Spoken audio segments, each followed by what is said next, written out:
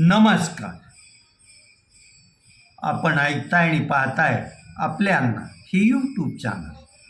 मी गणेश तुकाराम शिंदे आपणा सर्वांचं आपले अण्णा या यूट्यूब चॅनलवर स्वागत करत आहे. आपण सकाळच्या व्हिडिओमध्ये परंडा शहरात अज्ञात शिवप्रेमींनी पहाटेच्या दरम्यान चबुतरा उभा करून त्यावर शिवाजी महाराजांचा अश्वारूढ पुतळा बसवल्याचं वृत्त सांगितलं होतं. आणि हा पुतळा जसा आपण शंका व्यक्त केली होती अगदी तसाच बसवला गेला आहे. ना जिल्हा प्रशासनाची किंवा तहसीलची किंवा नगर परिषदेची परवानगी घेतलेली नाही.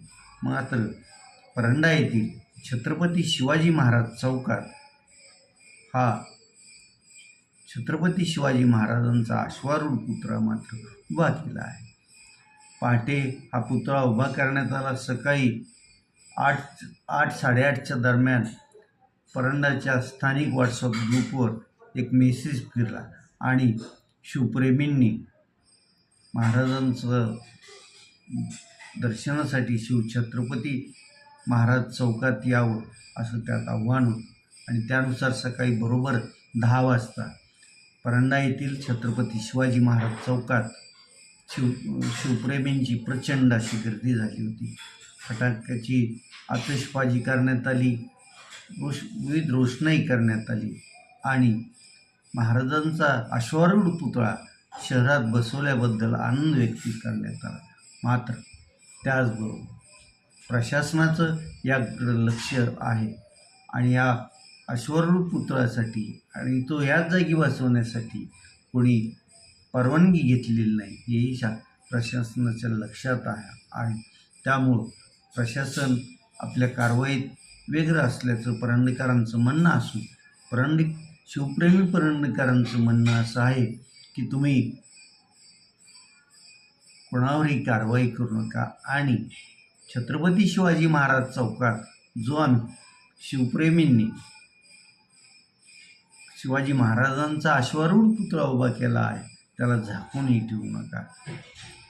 आज या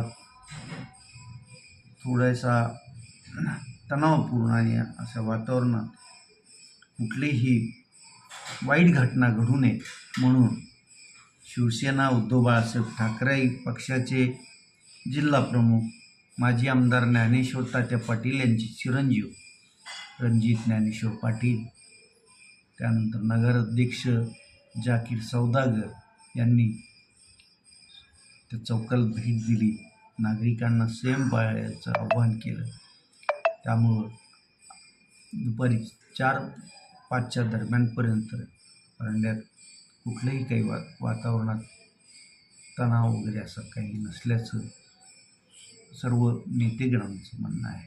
आता मात्र जिल्हा प्रशासनानं सर्वांना एकत्र बोलून परंडा शहरात ज्या शहराला ऐतिहासिक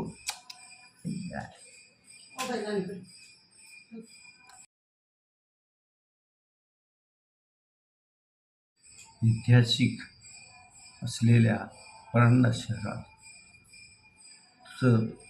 हिंदू मुस्लिम सलोख्याचं वातावरण असतं, पण तरीही काहीतरी कुठं चुटपुट घटना घडतात आणि त्यामुळं मग वातावरण जरा बदलायला सुरू होत असतं.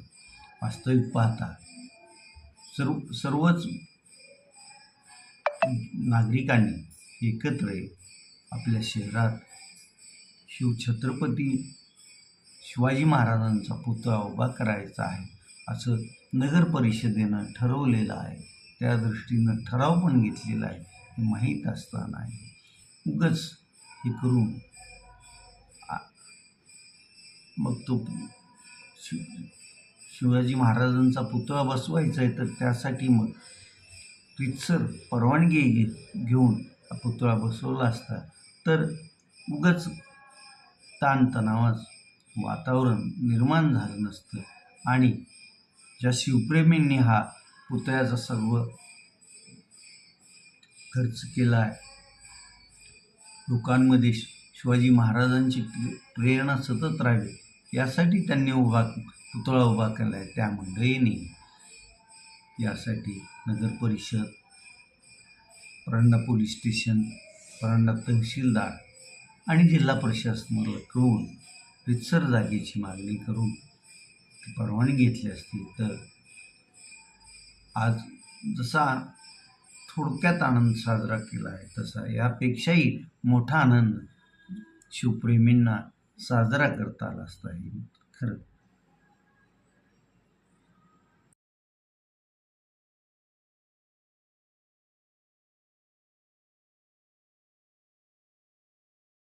धाराशिव जिल्हा परिषदेमध्ये खऱ्या अर्थानं सोमवारपासून महिला राज सुरू झाला आहे.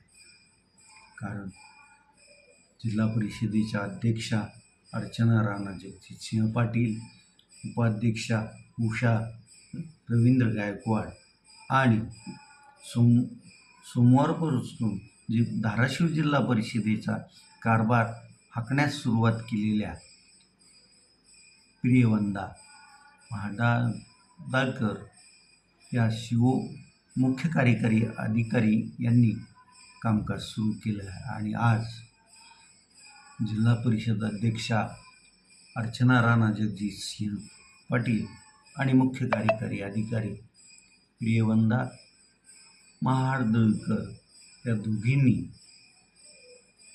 संयुक्तपणे पहिली पत्रकार परिषद जिल्हा परिषदेमध्ये पत्रकार परिषदेत अध्यक्षा अर्चना पाटील आणि मुख्य कार्यकारी अधिकारी यांनी पत्रकारांशी मुक्त असा संवाद साधला. पत्रकारांनी जे अनेक प्रश्न विचारले होते त्यांच्या प्रश्नांनाही उत्तरं दिली आणि जे अडचणीचे प्रश्न होते त्याला थोडी बगल पण या दोघींनी दिली. या पत्रकार परिषदेत सर्वात महत्त्वाची ही दिसून आली की उन्हाळा चालू आहे आणि या उन्हाळ्यात जिल्हाभरात खूप पाणी टंचाई जाणवू नये यासाठी अध्यक्षा आणि मुख्य कार्यकारी अधिकारी दक्ष असणार आहेत हे त्यांनी पत्रकारांना आश्वासित केलं.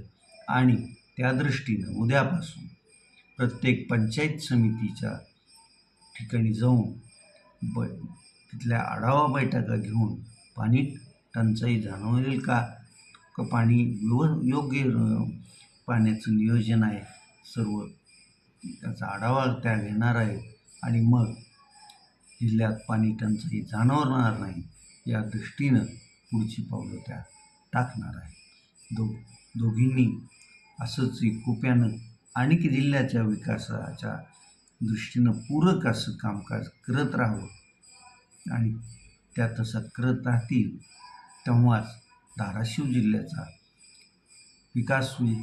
धाराशिव जिल्हा आकांक्षित जिल्ह्याच्या यादीतून वर येण्यास मदत होईल.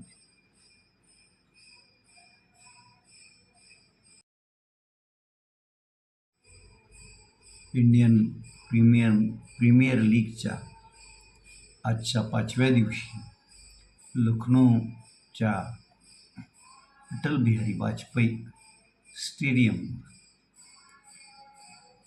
आज लखनौ टायटन्स आणि दिल्ली कॅपिटल या दोन संघात या हंगामातली पहिली मॅच होणार आहे. या दिल्ली कॅपिटल आणि लखनौ जॉईंट्स या दोघांकडेही त्यांनी लिलावातून अगदी उत्तमात उत्तम खेळाडू घेतलेले आहे. दिल्ली कॅपिटल्स संघाचं नेतृत्व यष्टीरक्षक आणि फलंदाज के.एल. राहुल हा करत आहे.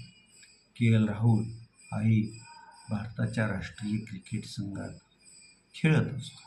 तर लखनौ जॉईंट्सचं नेतृत्व आंतरराष्ट्रीय क्रिकेटमध्ये भारताचं प्रतिनिधित्व करणारा ऋषभ पंत हा करत आहे. दोघंही यष्टीरक्षक म्हणून संघात असतात आणि ज्यावेळेस दोघंही संघात असतात त्यावेळेस जास्त करून ऋषभ पंतकडेच यष्टीरक्षणाची जबाबदारी असते.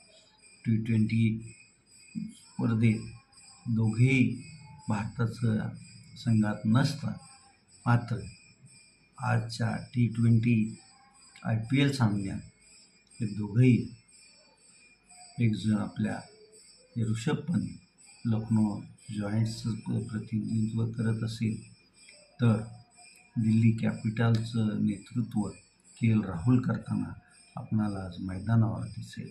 दोन संघात आज बरोबर संध्याकाळी 7:30 वाजता सामन्याला सुरुवात होईल आणि मग दोन्हीपैकी कोण जिंकणार याचं उत्तर रात्री 11:30 नंतर तुम्हाला मिळेल.